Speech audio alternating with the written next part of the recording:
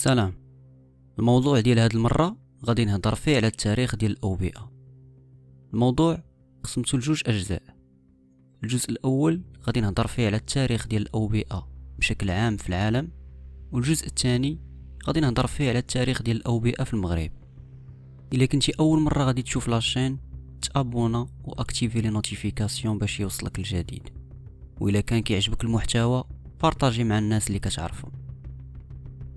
هذه مدة طويلة وقعت الثورة الزراعية ملي الإنسان بدا كيتعلم ويطور طرق الزراعة، فانتقل من حياة كتعتمد على التحرك الدائم باش يقلب على ما ياكل بحال الصيد وجمع الثمار، الحياة مستقرة كتعتمد على حصاد المحاصيل الزراعية وتربية الحيوانات. هاد الطريقة الجديدة اللي ولا كيعيش بها الإنسان خلات نسبة انتشار الأمراض تطلع بسبب تقارب الناس بيناتهم وتقارب الإنسان مع الحيوانات. الثورة الزراعية ادت للزيادة ديال الإنتاج الغذائي وبالتالي الزيادة في العدد ديال السكان، بالإضافة للتطور ديال المجتمعات مدن والظهور ديال التجارة والحروب اللي حتى هما عندهم دور كبير في انتشار الأمراض والأوبئة. رغم أنه ما كاينيش وثائق تاريخية كافية كتثبت هادشي، ولكن غالبا أول الأوبئة اللي وصلت الجوائح كانت من بعد الثورة الزراعية. الوباء هو انتشار سريع ديال شي مرض في منطقة معينة، أما بالنسبة للجائحة هي انتشار ديال الوباء في مساحة كبيرة اللي ممكن توصل للعالم كامل. دابا غادي نبداو بأول وباء اللي تأرخ واللي كان هادي 430 عام قبل الميلاد في أثينا، وتعرف بطاعون أثينا. المرض كان بان في إثيوبيا، داز لمصر، ليبيا، ومن تما مشى لأثينا اللي دخل ليها غالبا بسبب السفن اللي كانت كتجي لعندهم. أثينا كانت طالعة فيها الكثافة السكانية، وهذا الشيء سهل الانتشار ديال المرض، والنتيجة كانت موت تقريبا ثلث ديال سكان أثينا. وباء آخر غادي يبان في عام 165 واللي بقى كينتشر لمدة 15 سنة في الإمبراطورية الرومانية، سماوه بالطاعون الأنطوني، وكانوا كيقولوا على أنه كان الجداري. بان في بلاد ما بين النهرين اللي هي العراق، سوريا وتركيا، وانتشر بسرعة بسبب التحركات العسكرية ديال الجيش الروماني. هاد الوباء قتل تقريبا 5 مليون شخص حول العالم. من وراها بانوا أوبئة أخرين اللي كانوا من أهم الأسباب اللي خلاو الإمبراطورية الرومانية تضعف. في سنة 541 الإمبراطورية البيزنطية غادي تعاني من وباء ديال الطاعون لمدة 200 سنة تقريبا. السبب ديال هاد الطاعون هو الفيران، وكينتقل الإنسان من البراغيث اللي كتعيش في الفيران، وكان قتل ما بين 30 و100 مليون واحد حول العالم. هاد الوباء غير بزاف ديال الحوايج في التاريخ اللي هما إضعاف الإمبراطورية البيزنطية والإمبراطورية الفارسية، وهذا الشيء ساعد العرب في التوسع ديالهم باش ينشروا الإسلام. في العصور الوسطى غادي يبان الجذام في شرق إفريقيا ومشى لأوروبا وآسيا عن طريق التجارة. هاد المرض ماشي معدي بزاف، ولكن مع الحملات الصليبية انتشر بسرعة. في سنة 1346 غادي يبان تاني مرض الطاعون مرة أخرى وتسمى بالطاعون الأسود. هاد الوباء كيتعتبر من أكثر الأوبئة فتكا في تاريخ البشر. غالبا بان في آسيا ومشى لأوروبا وشمال إفريقيا عن طريق التجارة والحروب.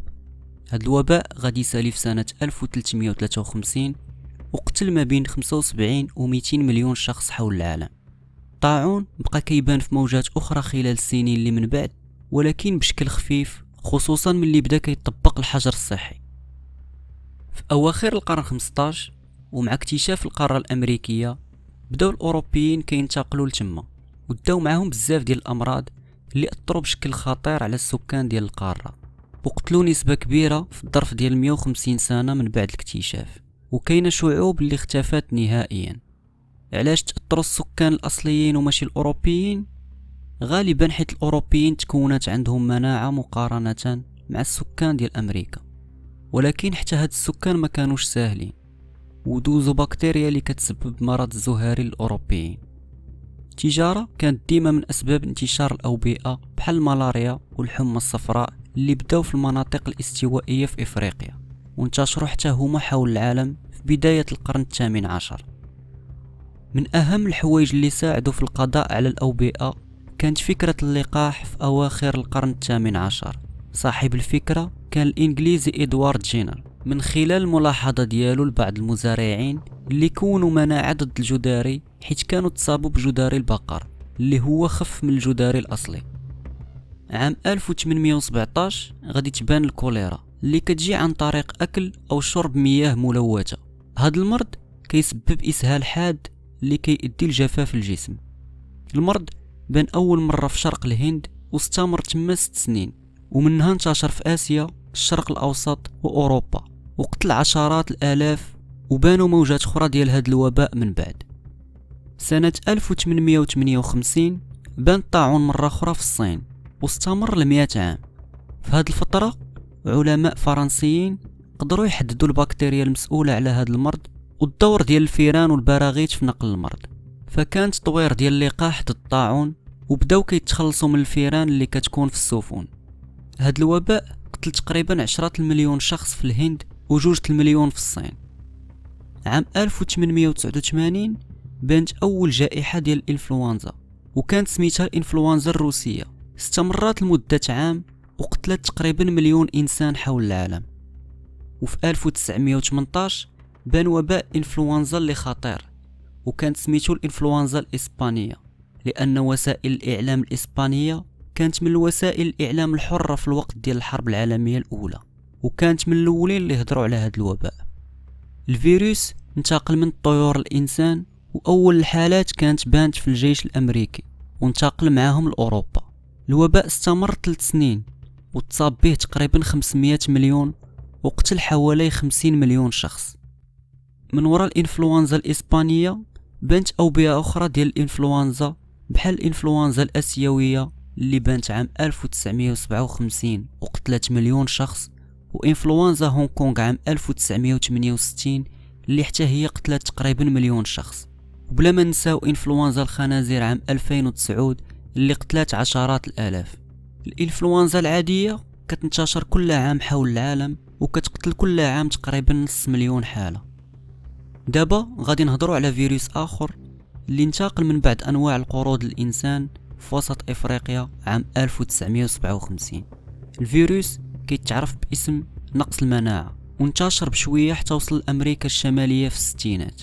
وفي عام 1983 استطاعوا علماء من معهد باستور يحددوا الفيروس المسؤول على نقص المناعة اللي كيؤدي للسيدا، وخداو جائزة نوبل من بعد 25 عام على هذا العمل اللي داروا. السيدا انتشرت في العالم كامل، وفي عام 2005 ولات كتعتبر جائحة، ولحد الآن ما كاينش لقاح ضد السيدا أو علاج نهائي. كاينه غير أدوية اللي كتخلي المرض ما يتطورش بشكل كبير، ووسائل الوقاية اللي خلى المصابين والوفيات ينقصوا بزاف.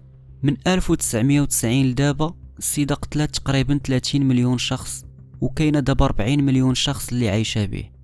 دابا وصلنا لنجم الحفل ديالنا واللي هو كوفيد 19 والمعروف بكورونا. بان أول مرة في ووهان اللي هي مدينة صينية في نوفمبر 2019. هاد الفيروس انتقل عبر سلسلة ديال الحيوانات حتى وصل للإنسان، وانتشر بشكل سريع خصوصا مع وسائل التنقل المتطورة، ولا كيتعتبر جائحة في مارس 2020. هاد الفيروس كيشبه الفيروس سارس اللي كان بان عام 2003 وقتل تقريبا 1000 شخص.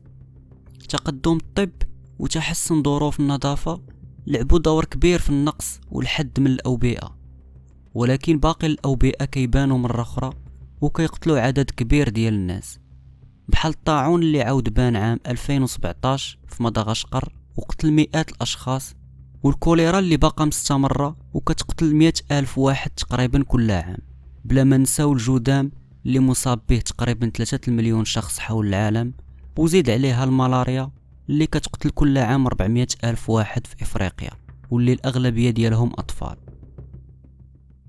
هنا وصلنا للنهاية ديال الجزء الأول من تاريخ الأوبئة، ونتلاقاو في الجزء الثاني اللي غادي نهضر فيه على تاريخ الأوبئة في المغرب. وما تنساوش ديروا لايك وتخليو كومونتير وتابوناو إلا ما كنتوش مابونين. نتلاقاو في الحلقة الجاية.